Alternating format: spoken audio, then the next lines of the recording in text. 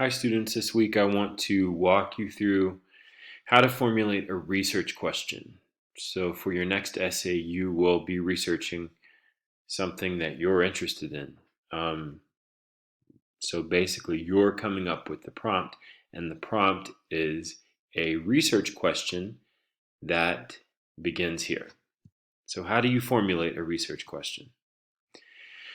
Well, it's important to think of your research question as a kind of a beacon in the night, a lighthouse, if you will. It pinpoints exactly what you want to find out. It gives you purpose and focus, and it guides you as you conduct your research.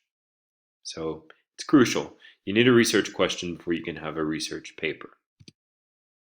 There are 5 steps to coming up with a research question. So let's get started. You'll need something to write with, and you'll pause this video as you brainstorm and go along. But step 1 of 5 is to choose a broad topic, something that you're interested in. It could be something controversial, it could be something you're interested in career-wise, whatever that is. Pick a topic, any topic, something you're interested in. We're just, again, spitballing here. We're brainstorming, we're gathering ideas. So write down a few topics that you're interested in. Pause the video, write these down. Some of these might include social media, politics, video games, mental health, pandemics, considering we're just coming out of COVID-19, mindfulness, cancel culture is in the news, climate change, war, immigration, gun control, hate crimes. All of these things are currently in the news or have been in the news recently. It doesn't have to be something that's in the news currently, but sometimes that helps. But jot down a few ideas or a few topics, rather, that you're interested in, and we'll start there. Okay, for this example that I'm going to share with you guys, I picked cancel culture as my topic. This is something that's been in the news lately. I keep reading articles about it and seeing it on cable news. Basically, cancel culture is what some refer to as censorship. It's basically companies or corporations, such as the publisher of the Dr. Seuss books, deciding that they were going to stop publishing 6 Dr. Seuss books because they contain offensive or stereotypical racist depictions of certain cultures. So the publisher decided to stop publishing those 6 volumes of these children's books, and Mr. Potato Head, they've decided, the toy company that makes that toy has decided to create a gender neutral toy and just call it Potato Head instead of Mr. Potato Head. And these same people are upset about that because they feel like these companies are going too far and they're canceling their products. They're bowing to social pressure from whoever is offended by these things or could possibly be offended by these things. So they've come up with this term called cancel culture, saying that's what we live in today, and it's just become a pressing topic. So that's what I'm interested in. I want to write about that. All right, step 2. Once you've narrowed down a specific topic, do some reading about the topic. Go to google.com, type in news for the search term, and then click on Google News. Once you go to Google News, type in whatever search topic you're interested in. So if we do that right now, I would just go to google.com, type in news, click on Google News, and then I would search for my topic, cancel culture. And it pulls up all of these news articles about cancel culture. Right there are the Dr. Seuss books that I was speaking about. So we've got the great hypocrisy of right-wingers claiming cancel culture. That's in The Nation. It's time to cancel this talk of cancel culture. Op-ed, that means it's an opinion piece. Forgiveness in an age of cancel culture. What is cancel culture? How the phrase got its start. So I'd want to read through these, 3, 4, 5, and just kind of get a feel for what's going on around this topic right now in the news.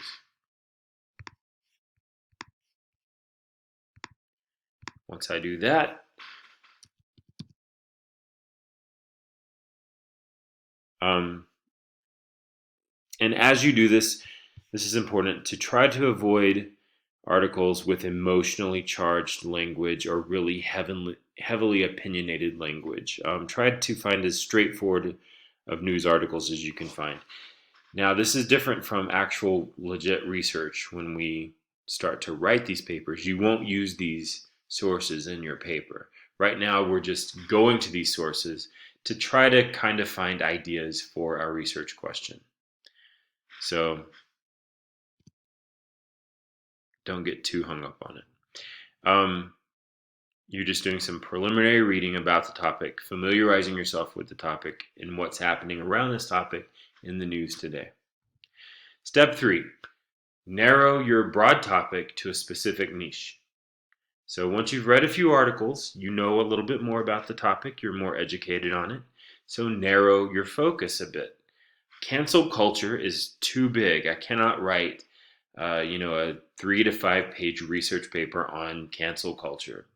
What am I trying to say about cancel culture? I need to know more about it. That is too broad of a topic, so I need to narrow my search a little bit, my research. So, for example, the search term cancel culture led me to trying to determine what it means to, in effect, cancel something. So I found this news article. What is cancel culture? How the phrase got its start. That looks straightforward, looks relatively unbiased. So I'm going to use that to kind of help frame my question. What does it mean to cancel something? What is cancel culture? Step 4, identify a research problem based on this information. So I've got this cool article here that's very useful, looks straightforward, it's unbiased. Now I need to identify a problem based on what I've read. What's the problem there? What problem could I research? You always want to center your research around a problem because that's what needs researching. So identify an issue. Think of a problem or an issue that has arisen or could possibly arise from this narrowed topic that you're dealing with now. So I want to know if recent cancel controversies involving children's books by Dr. Seuss have had an impact on the publisher who decided to cancel the publication of 6 Dr. Seuss books, which feature stereotypical illustrations of certain races and cultures.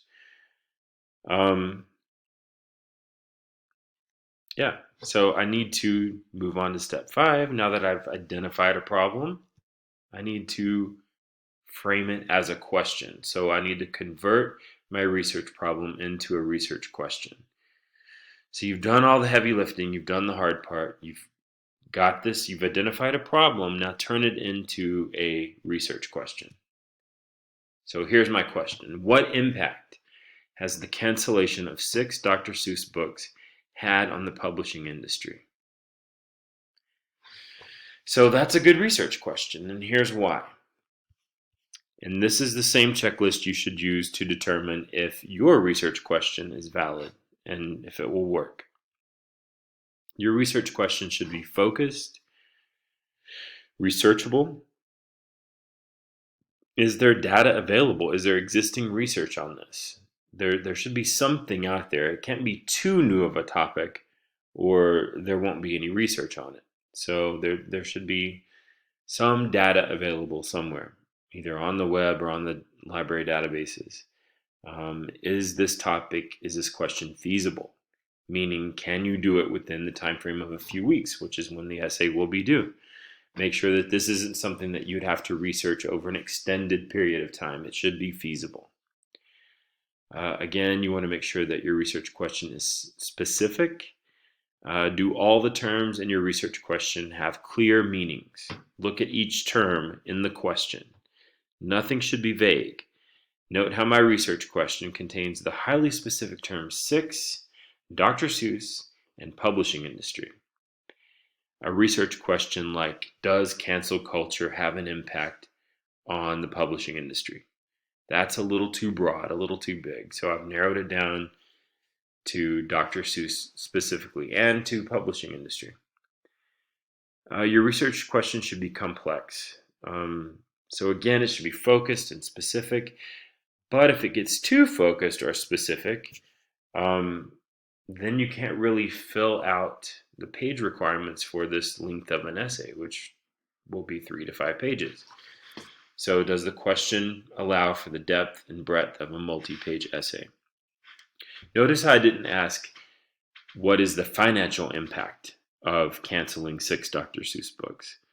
That could be answered with a single number, right? If sales have gone up or down based on the cancellation of these 6 books, boom. It's not an open-ended question. So you don't want to get too specific. You want to allow for a certain degree of complexity. And then finally, you want to make sure that your research question is relevant. Is this a concern that matters right now? And does this question have implications for the future? Well, in my case, I mean, cancel culture's in the news, and they've canceled books. Has that hurt their sales? Does it improve their sales? So yeah, that will have far-reaching effects on the publication industry, on the publishing industry, I should say. They will look at this decision and make future decisions about past work that they might deem it offensive or racist or stereotypical. So make sure that your question is relevant. That's it. If you have any questions about research questions, email me. We can Zoom during office hours or whenever you're available, and I'm available. But you need to go through this checklist and come up with something that hits on all these points. Something focused, researchable, feasible, specific, but not too specific. It's somewhat complex and relevant. Thank you.